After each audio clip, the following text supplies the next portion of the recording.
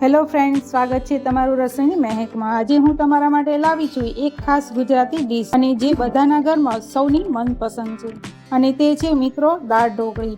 તો ચાલો બનાવીએ એકદમ સરળ ટિપ્સ સાથે અને ઝડપથી બની જતી દાળ ઢોકળી।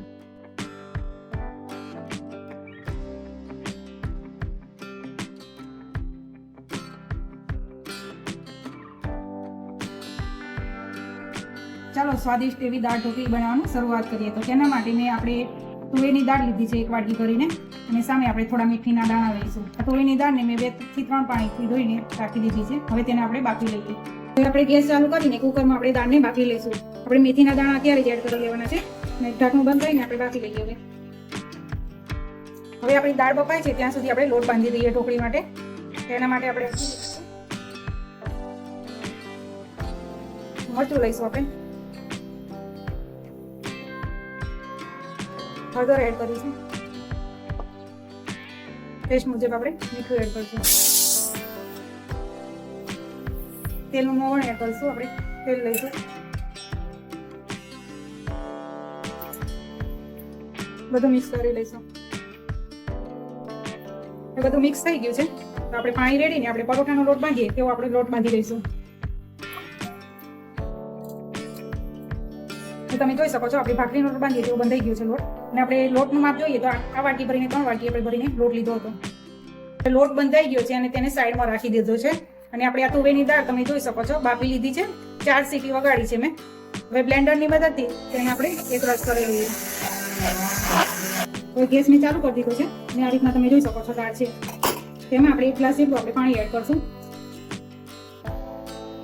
અત્યારે 1 ગ્લાસ જેટલું પાણી એડ કરું છું, જો જરૂર પડશે તો બીજું એડ કરીશું આપણે। તેમાં આપણે મસાલા કરી લઈએ। આ મીઠું એડ કરીશું સ્વાદ મુજબ, મરચું સૂકું મરચું લઈશું, હળદર લઈશું અને ધાણા જીરું લઈશું। બધું મિક્સ કરીને તેમાં આપણે લીંબુનો રસ લઈશું। આ 1 લીંબુનો રસ છે, તમે તમારા ટેસ્ટ મુજબ લઈ શકો છો। અને આ એક થોડો ગોળ છે તે એડ કરશું આપણે। બધું મિક્સ કરી લઈશું। હવે આપણે આમાં વઘાર કરશું। આપણે દાળ ઢોકળી બનાવવાની છે, તેમાં આપણે ઢોકળી નાખીશું એટલે દાળ આપણી જાડી થઈ જશે। તેના માટે મેં ફરીથી આ 1 ગ્લાસ જેટલું પાણી એડ કરીશ। અને સાઈડમાં આપણે વઘાર માટે તેલ મૂકી દીધું છે, તો તેમાં આપણે 2 લાલ સૂકા મરચાં એડ કરશું અને લવિંગ લઈશું, થોડી રાઈ એડ કરશું, થોડું જીરું એડ કરશું, આપણે હિંગ લઈ લઈશું, આપણે મીઠા લીમડાના પાન કરશું, આ તલ છે તલ એડ કરી દઈશું, ને આદું છે આદું છીણીને મેં લીધું છે તે એડ કરી દઈશું। દાળમાં વઘાર લઈ લઈશું।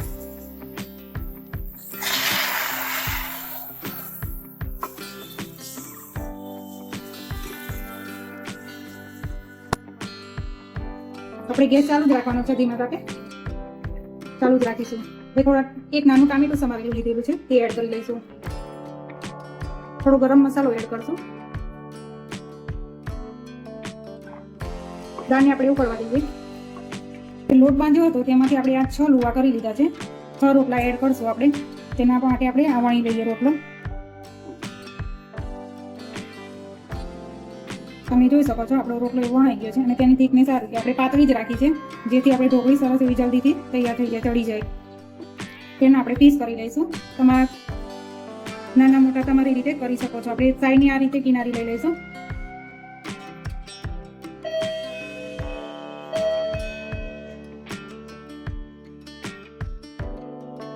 તેવી જ રીતે આપણે આ સાઈડના પીસ પણ લઈ લઈશું।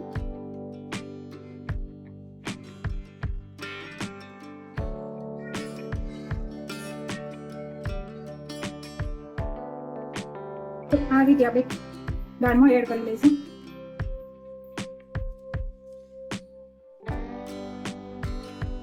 એડ કરી લીધા છે, આપણે વચ્ચે વચ્ચે આ રીતના હલાવતા જઈશું જેથી આપણી ઢોકળી નીચે ચોંટી ના જાય। તે આપણે 1 નાખી છે રોટલો, એ તેવી જ રીતે આપણે 6 રોટલા આપણે વારાફરતી નાખી દઈશું। હવે તમે જોઈ શકો છો આ 5 થી 6 રોટલા મેં કટિંગ કરીને નાખ્યા છે। હવે તેમાં આપણે થોડી કસૂરી મેથી એડ કરશું,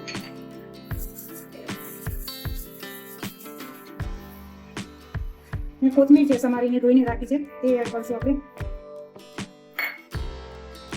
હવે આપણે આને 10 થી 15 મિનિટ સુધી ઉકળવા દઈશું.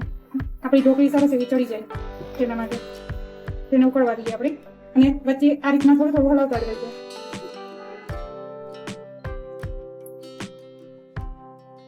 હવે 15 મિનિટ થઈ ગઈ છે. આપણી ઢોકળી પણ સરસ એવી ચડી ગઈ છે.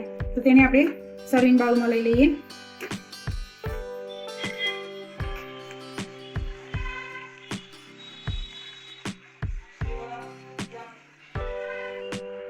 હવે જે લોટ બાંધ્યો હતો આપણે તેમાંથી આપણે લોટ વધ્યો હતો. તો આ રીતે મેં પરોઠા તૈયાર કરી લીધેલા છે દાળ ઢોકળી સાથે ખાવા માટે. તો આપણે સર્વિંગ પ્લેટમાં આપણે લઈ લઈએ તેને. તો તૈયાર છે આપણી આ સ્વાદિષ્ટ અને એકદમ ઝડપથી બનતી દાળ ઢોકળી. તો મિત્રો, તમને એમ થતું હોય કે આજે શું બનાવવું કે શું ન બનાવવું, તો ત્યારે તમે આ બતાવેલી રેસીપી તમે એકદમ ઝડપથી અને સ્વાદિષ્ટ આ દાળ ઢોકળીને બનાવી શકો છો અને પરિવાર સાથે આનંદ લઈ શકો છો. તો તમે પણ આ રીતે જરૂરથી બનાવજો. તો કેવી લાગી આજની આ રેસીપી? અને અમારી ચેનલને લાઈક, શેર અને સબસ્ક્રાઇબ કરી લેજો. તો આવજો ફ્રેન્ડ.